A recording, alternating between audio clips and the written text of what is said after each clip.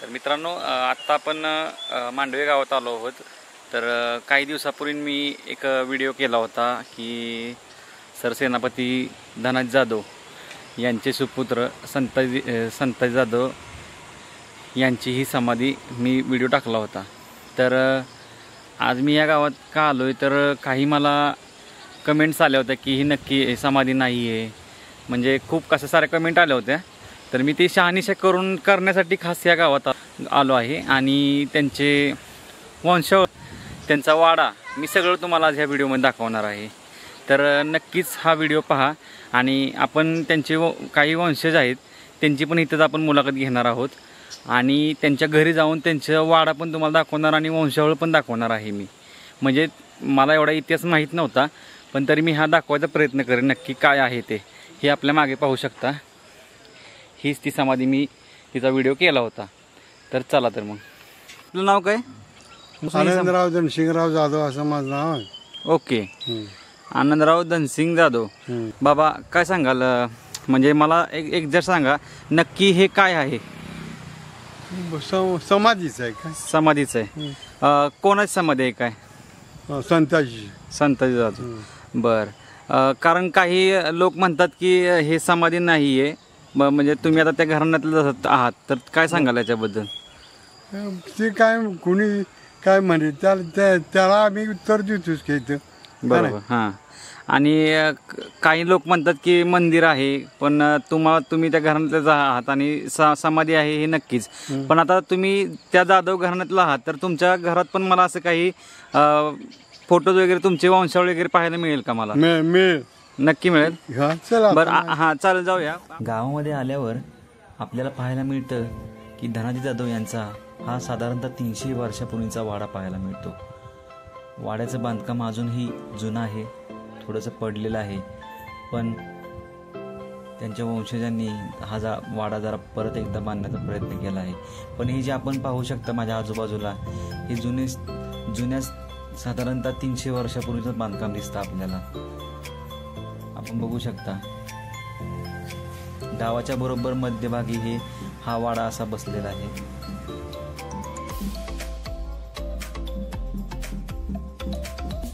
आणि वाड्याच्या बरोबर मध्ये गेल्यानंतर, पुढे गेल्यानंतर आपल्याला हा वाडा खूप मोठा असलं जाणवतं, पण काही त्यांनी आता तिथं डेव्हलपमेंट केलेली दिसते आजूबाजूला, हे आपण पाहू शकता। आणि बरोबर वाड्याच्या इथं आत गेल्यानंतर धनाजी जाधव यांची सर्व वंशावळींचा एक फोटो असा त्यांनी बरोबर भिंतीला लावलेला आहे, आपण बघू शकता। आणि त्यांची वंशावळ पण माझ्या उजव्या साईडला आपण पाहू शकता। हीच ती त्यांचा हा जे धनाजी जाधव आहेत त्यांचं सर्व वंशावळ आहे ती या फोटोमध्ये सगळे लिहिले आहे। आणि हे फोटो पाहू शकता आपण, त्यांचे जे वंशज आहेत त्यांचे फोटोज आहेत। मी तुम्हाला सर्व काही व्यवस्थित दाखवत होता।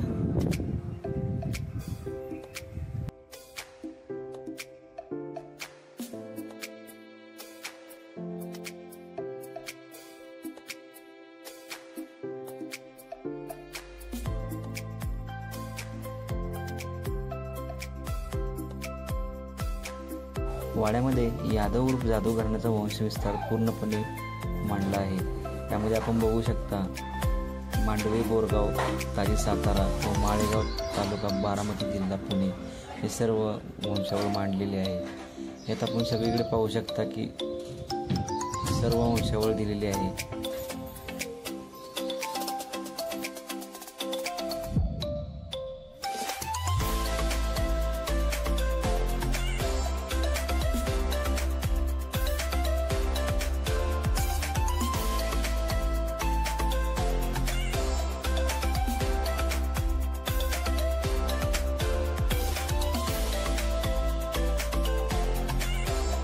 यामध्ये आपण पाहू शकता सरसेनापती धनसिंग उर्फ धनाजी जाधव 1650 ते 1708 यांची मुलं संताजी उर्फ सुजन जाधव, चंद्रसेन, शंभूसिंग आणि पतंगराव साहेब शहीद झाले।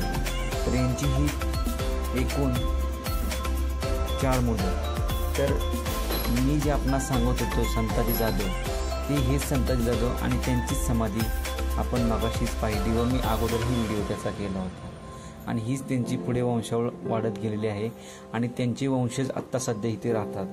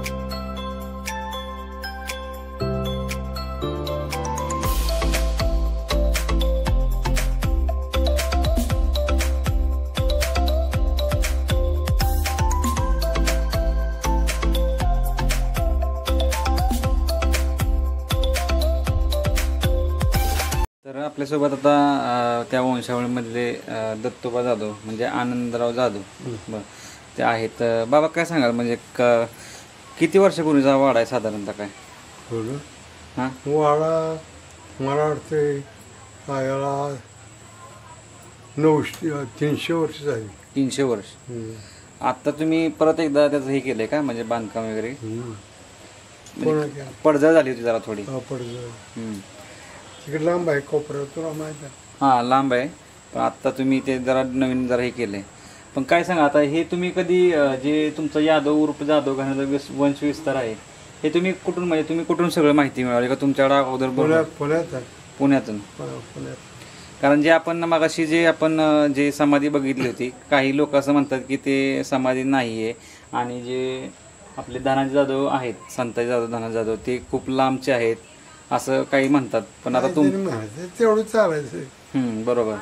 कारण आता आपण पाहू शकता की आपण जास्त म्हणजे त्यांच्याकडून जाणून घेतलं की हे नक्की समाधी ते जाधव घराण्यातलीच आहे आणि त्यांची वंशावळ पण आपण आता इथं पाहिली. हे आपण म्हणजे स्पष्ट होतंय की ते समाधीच आहे. समाधी संताजी जाधव यांचीच आहे.